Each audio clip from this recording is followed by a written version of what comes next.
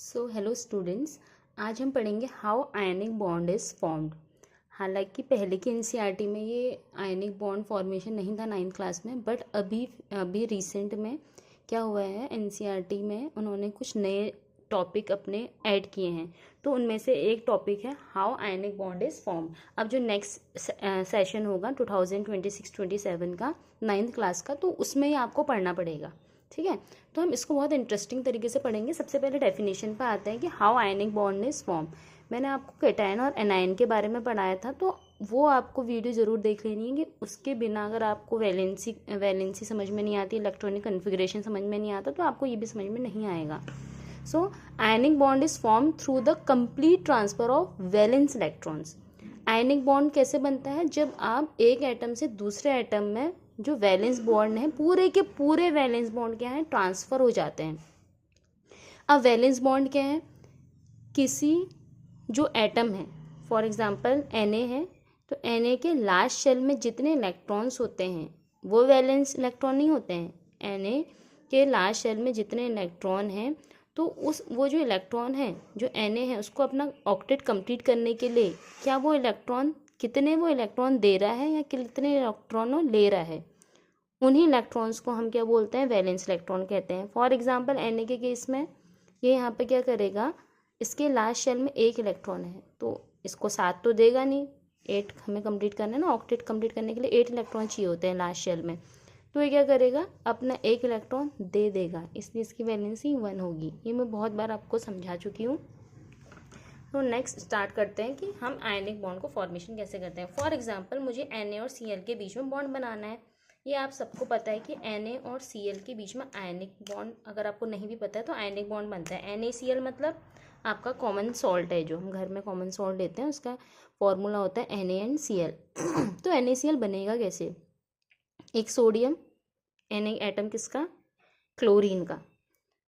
फिर आपको क्या करना है, Na की कन्फिगरेशन लिखनी है। 11 इलेक्ट्रॉन्स होते हैं Na में, 2 8 10 हो गए, तो यहाँ पे 11 ही है, तो यहाँ पे लास्ट शेल में जाहिर सी बात है एक इलेक्ट्रॉन आएगा। सेम क्लोरीन में 17 इलेक्ट्रॉन है, 2 8 एंड लास्ट शेल में कितने आएंगे, 7 आएंगे। तो अब क्या होगा, जैसे कि आप एक स्टोरी समझिए। जैसे आपका एक फ्रेंड है, ठीक है, 2 फ्रेंड है, एक सोनू है, एक मोनू है। 2 फ्रेंड है, एक सोनू और एक मोनू। अब क्या हुआ, आपके साथ बहुत बार हुआ होगा ऐसा। तो सोनू क्या कर रखा है, सोनू पेंसिल लाया है। सोनू के पास पेंसिल है और इसके पास इरेज़र है। ठीक है, माने इसके पास 2 इरेज़र हैं और इसके पास 2 पेंसिल है। तो अब मोनू कहेगा यार मैं तो पेंसिल लाया नहीं, सोनू कहेगा मैं तो इरेज़र लाया नहीं। तो सोनू क्या बोलेगा, अरे काम करते हैं भाई, तुम अपनी इरेज़र मुझे दे दो, मैं अपनी पेंसिल तुम्हें दे देता हूँ। तो इससे क्या होगा, उनमें क्या होगा, एक बॉन्ड बन जाएगा। कैसा बॉन्ड, कि तूने अपना इरेज़र मुझे दे दिया और तुमने अपनी पेंसिल मुझे दे दी। इस वजह से क्या होगा, जब ये एक्सचेंज कर लेंगे अपने इरेज़र और अपने पेंसिल को, तो यहाँ पर क्या होगा, एक बॉन्ड बन जाएगा और इन दोनों का ही काम चल जाएगा। तो इन्होंने क्या करा, अपना पेंसिल, सोनू ने अपना पेंसिल मोनू को दे दिया, मोनू ने अपना इरेज़र सोनू को दे दिया, तो दोनों का क्या हो गया, काम बन गया। ठीक है, तो इसने इसको दिया है, मोनू ने भी इसको कुछ दिया है, सोनू ने भी इसे कुछ दिया है, तो आपस में इनका एक बॉन्ड फॉर्म हो गया है। तो सेम आयनिक बॉन्ड में भी होता है, पूरा का पूरा देना होता है। इस सोनू ने ऐसा तो नहीं किया ना, आधी पेंसिल दी अपनी, पूरी की पूरी पेंसिल इसको दी, तो पूरे के पूरे वैलेंस इलेक्ट्रॉन ट्रांसफर करने पड़ते हैं। सेम केस मोनू ने भी क्या किया, अपने सारे के सारे इलेक्ट्रॉन सोनू को दे दिया। ऐसा तो नहीं किया इरेजर आधा तोड़ के दिया, नहीं, पूरा देना है। ठीक है, तो यहाँ पर क्या होगा, अब यहाँ पे कॉमन सेंस की बात है। इसके लास्ट शेल में 1 इलेक्ट्रॉन है और इसके लास्ट शेल में 7 इलेक्ट्रॉन्स हैं। अब आप बताओ, ये 7 इलेक्ट्रॉन्स, जो क्लोरीन है इसको 7 इलेक्ट्रॉन्स देगा, या जो Na है अपने इलेक्ट्रॉन इसको दे देगा 1। तो आप ही सोचो, कोई 7 इतनी ज़्यादा बड़ी रकम क्यों देगा ना, इतनी बड़ी रकम क्यों देगा, कोई 7 इलेक्ट्रॉन्स क्यों देगा भाई अपने। ये कहेगा तुम्हारे पास तो 1 ही है, तुम 1 अपना दे दो। तो ये क्या करेगा, अपना 1 इलेक्ट्रॉन किसको दे देगा, क्लोरीन को दे देगा। तो जैसे ही ये क्लोरीन को अपना एक एटम देगा, तो क्लोरीन क्या हो जाएगा, इसका ऑक्टेट कंप्लीट हो जाएगा, और इसने इसको दे दिया तो इसका भी ये कंप्लीट। अब फिर क्या होता है, इसमें आयंस बनेंगे। आयंस कैसे बनेंगे, अब Na ने अपना इलेक्ट्रॉन दिया है, मैंने आपसे बोला था कि जो अपने इलेक्ट्रॉन्स को देता है उस पर कैसा चार्ज आएगा, पॉजिटिव। क्लोरीन ने Na से लिया है तो लेगा, जो भिखारी होगा उस पर कैसा चार्ज आएगा, नेगेटिव। तो पॉजिटिव एंड नेगेटिव, तो हमें पता है पॉजिटिव एंड नेगेटिव चार्ज क्या करते हैं, एक दूसरे को क्या करते हैं, पॉजिटिव एंड नेगेटिव चार्ज। तो हमें पता है पॉजिटिव एंड नेगेटिव चार्ज आपस में क्या करते हैं, अट्रैक्ट करते हैं ना। तो Na और प्लस क्या करेंगे, एक दूसरे को अट्रैक्ट करेंगे। तो अट्रैक्ट करेंगे तो ये एक साथ आ गए, तो हमारे पास क्या बन गया compound, NaCl। That is our common salt, या इसको हम टेबल सॉल्ट भी बोलते हैं। दूसरा एग्जाम्पल हम इसका लेते हैं, लेंगे कैल्शियम।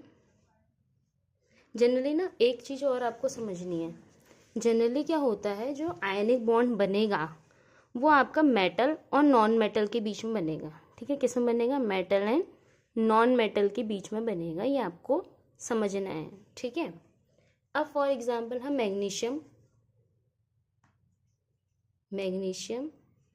एंड ऑक्सीजन के बीच में बना रहे हैं। ठीक, तो मैग्नीशियम का atomic number is 12 and oxygen से एटॉमिक नंबर इज 8, या मतलब सिंपल, मैग्नीशियम में 12 इलेक्ट्रॉन्स होते हैं और ऑक्सीजन में 8 इलेक्ट्रॉन्स होते हैं। तो इसका हम बनाएंगे सिंपल मैग्नीशियम का, ये आपको समझना है सिर्फ, 2 इलेक्ट्रॉन्स 1 2 3 4 5 6 7 8, 2 8 8 होता है, 2 8 10 हो गए। लास्ट शेल में कितने आएंगे हमारे पास, 2 इलेक्ट्रॉन्स। सेम हम बनाएंगे ऑक्सीजन का, ये न्यूक्लियस हो गया हमारा, प्यारा सा हमारा न्यूक्लियस, और फिर यहाँ पर देंगे 2 इलेक्ट्रॉन्स। अब यहाँ पे कितने आएंगे, 8 तो हो गए ना, 8 हमारे पास हैं, 2 आ गए, 8 में से 2 हो गए 6, यहाँ पे 6 आएंगे, 1 2 3 4 5 6। अब आपको ध्यान समझना है, इसको ना आपको पीरियोडिक टेबल से भी क्लियर करा दूंगी। अब देखिए, मैग्नीशियम के पास हैं 2 इलेक्ट्रॉन्स, हम आयनिक बॉन्ड बना रहे हैं, तो हमें दिमाग में रखना है कि भाई हमें क्या करना है, हमें इलेक्ट्रॉन्स का, वैलेंस इलेक्ट्रॉन का कंप्लीट ट्रांसफ़र करना है। तो इसके पास 2 इलेक्ट्रॉन है, इसके लास्ट शेल में कितने इलेक्ट्रॉन है, 6। अच्छा, इसको कंप्लीट करने के लिए कितने इलेक्ट्रॉन चाहिए, ऑक्सीजन के लास्ट शेल में कितने हैं, 1 2 3 4 5 6। इसको पूरे करने के लिए कितने चाहिए, 7 8, 2 इलेक्ट्रॉन और चाहिए। अब 2 इलेक्ट्रॉन कौन देगा, ये अपने बगल में देखेगा, अरे मैग्नीशियम तुम्हारे पास तो 2 इलेक्ट्रॉन है भाई, मुझे दे दो। ठीक है, जनरली आपका जो मेटल होता है वो इलेक्ट्रॉन दे देता है, क्योंकि ये 6 इलेक्ट्रॉन क्यों देगा अपने, इतने ज़्यादा थोड़ी देगा कि यार इतनी ज़्यादा इसके पास रकम है, कोई ज़्यादा रकम थोड़ी देगा। तुम ये कहेगा कि तुम्हारे पास कम है, एक काम करो तुम मुझे दे दो। मैग्नीशियम अपने 2 इलेक्ट्रॉन्स किसको दे देगा, मैग्नीशियम अपने 2 इलेक्ट्रॉन ऑक्सीजन को दे देगा। तो इसका वैलेंस शेल कंप्लीट, इसका लास्ट शेल कंप्लीट हो जाएगा, इसका ऑक्टेट कंप्लीट, और इसका भी ऑक्टेट कंप्लीट, क्योंकि 2 तो चले गए ना, तो लास्ट शेल फिर ये बन जाएगा। ये लास्ट शेल था पहले, इसमें 2 तो चले गए, फिर लास्ट शेल कौन बन गया, ये वाला, तो इसमें 8 है। अब मैग्नीशियम ने दे दिए हैं, तो इसके बाद कितना चार्ज आ जाएगा, 2+। ऑक्सीजन ने 2 लिए हैं, भिखारी है, तो कितना आ जाएगा, 2-। प्लस माइनस क्या करेंगे, आपस में अट्रैक्ट करेंगे, तो मैग्नीशियम MgO बन जाएगा। ये कैसे बना, मैंने आपको पहले समझाया था, फिर से देखो जिसको समझ में नहीं आया है।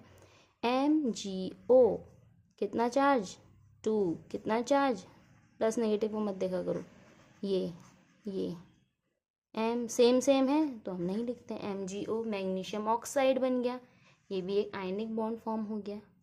ठीक है, आई होप आपको ये चीज़ें क्लियर हुई होंगी। नेक्स्ट वीडियो में आपको मैं पीरियोडिक टेबल से ही ये चीज़ें क्लियर कर दूंगी, आप पीरियोडिक टेबल को देखते ही बता दोगे कि किसमें आयनिक बॉन्ड बनेगा। और ये चीज़ ध्यान रखनी है, आयनिक बॉन्ड ज़्यादातर मेटल और नॉन मेटल के बीच में बनता है।